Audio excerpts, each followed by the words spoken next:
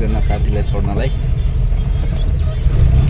यहाँ बाटोमा छौँ, बाटो चाहिँ एकदमै बवाल छ। के चलाएको यस्तो अपाचे हेलो कोरियन आज कस्तो भइरहेछ? आज के हुनु गाह्रो छ।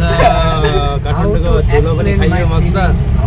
आजको दिन बवाल भइरहेछ हाम्रो। बिहानदेखि नै बिहान उठ्न बित्तिकैदेखि sad now today because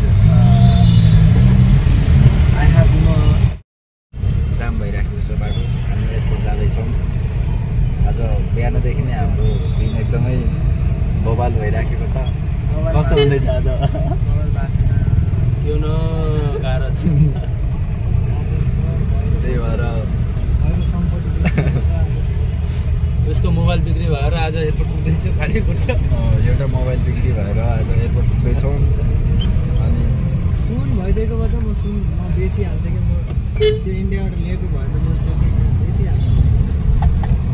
सुनलाई त राखिहाल्छ कि छ्याप्पै राखिहाल्छ। यहाँ देख्न सक्नुहुन्छ हामी एयरपोर्ट पुगिसकेको छौँ। अब केही समयभित्र हामी भित्र छिर्ने तयारीमा छौँ। साथी चाहिँ अगाडि अलरेडी गइसकेको छन् र हामी हिँड्दैछौँ। यो चाहिँ त्रिभुवन अन्तर्राष्ट्रिय विमानस्थल, जुन यहाँ चाहिँ लाखौँ नेपालीहरू विदेशी राखेको अवस्था छ। यो गेट देख्न सक्नुहुन्छ त्रिभुवन विमानस्थलको।